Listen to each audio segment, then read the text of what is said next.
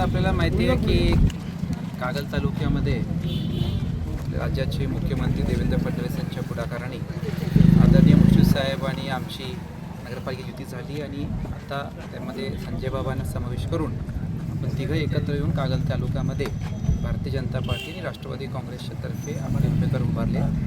मी आज या मतदान निमित्ताने सगळे बोलतो की हे 18चे 18 उमेदवार हे विजयी झालेले आहेत. त्याच्यावर आता कुठलाही दुमत नाही आहे.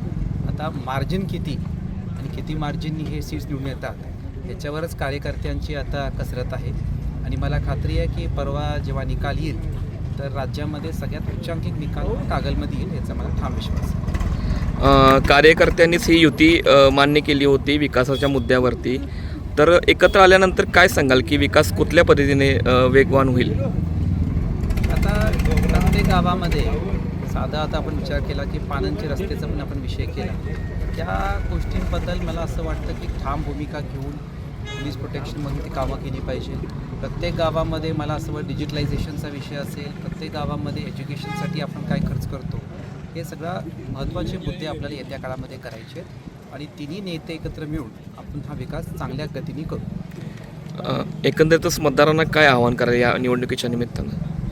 माझं कागल तालुक्याच्या सगळ्या मतदारांना एवढंच आवाहन करायचं आहे की आपण जेव्हा मतदान करतो तर दिलेले उमेदवार ते किती धडपड करतात, किती तुमच्या अडीअडचणी उपलब्ध राहतील आणि त्याच्यापेक्षा महत्त्वाचं तिन्ही नेत्यांकडे बघून, कारण शेवटी उपलब्ध असणं, लोकांची अडीअडचणी सोडवणं या गोष्टीकडे बघून आपण सगळ्यांनी मतदान करावं आणि त्याप्रमाणे येत्या काळामध्ये आम्हाला आपल्या सगळ्यांची सेवा करायची एक संधी मिळते हे बघून आपण सगळ्यांनी मतदान करावं.